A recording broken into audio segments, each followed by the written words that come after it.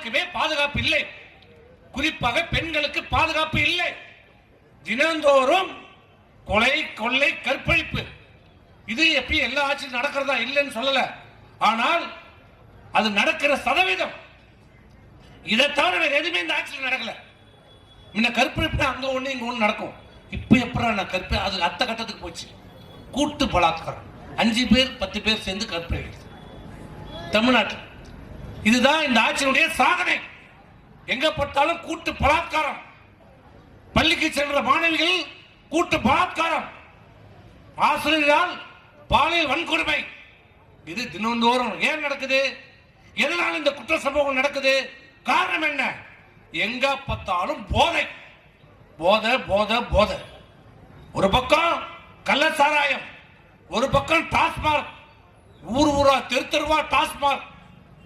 இன்னைக்கு அதெல்லாம் எங்க பார்த்தாலும் கஞ்சா கஞ்சா கஞ்சா. கஞ்சா இல்லாத ஊர் இல்ல, கஞ்சா இல்லாத தெரு இல்ல.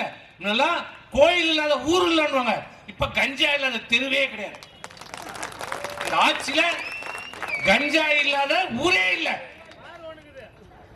கஞ்சா மட்டும் இல்ல, கஞ்சா சாக்லேட்.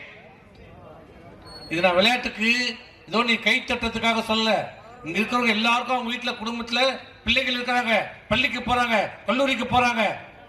நீ ரகசியமா கூட்டி கேட்டுப்பார். நான் சாப்பிடலன்னுவான், ஆனா என் ஃப்ரெண்ட் சாப்பிட்டேன்னு சொல்லுவான்.